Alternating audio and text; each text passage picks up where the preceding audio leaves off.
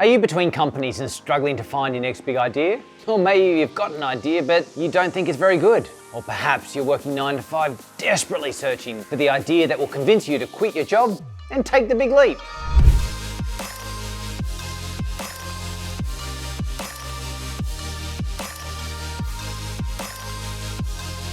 Business is hard. It's also not for the faint-hearted. It can, though, also be extremely rewarding, both personally and financially, if you do it right.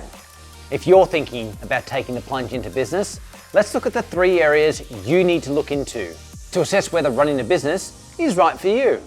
Now, before we get into assessing the idea, no business is going to work unless you're interested in it and the customers you'll be looking after. Now, this doesn't always need to be your life's passion, but at least it needs to be something that gets you up and excited in the morning. You should at least have some past experience in this space, as that will be needed to avoid rookie mistakes and knowledge gap issues.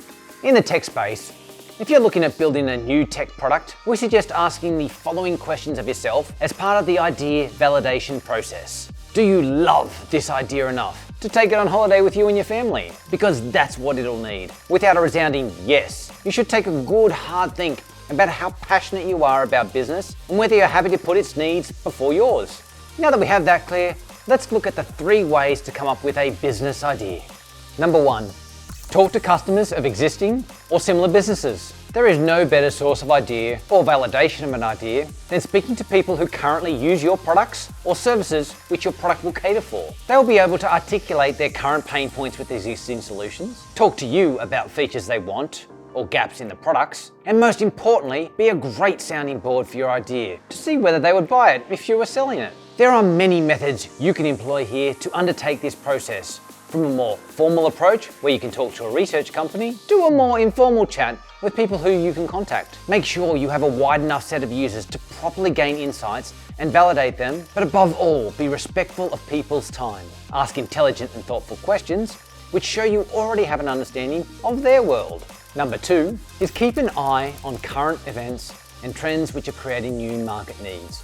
A great way to come up with an idea for a business is to watch closely how a particular industry is evolving, or the general trends of the way people live their lives, and then look at products that appropriately adapt to this. Just take a look at Uber Eats or DoorDash, or the many food delivery options we have out there today. First, starting with the Uber model of transportation, the trend to having everyday people with their cars become an industry led to the thinking, why can't we do this with food too?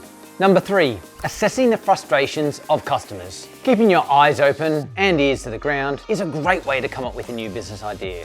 Listening to people say, I wish there was something that did this, or if only there was a product that did that. These are the key phrases where an opportunity might come from. If you hear this, turn straight into question mode. As far as possible, you'll want to probe further into the problem and understand as much as you can about it. You want to know its nature, how big the problem is, how widespread the problem is, and whether people would be willing to pay someone to handle it for them. Businesses start by solving problems for customers, so knowing the frustrations of customers is paramount here. At Spring Digital, we are approached weekly with new ideas for business with the question, is it a good idea or not? So if you'd like to chat to us about your idea and whether it would be a good business, reach out to us at springdigital.com.au or leave a comment below. Till next time.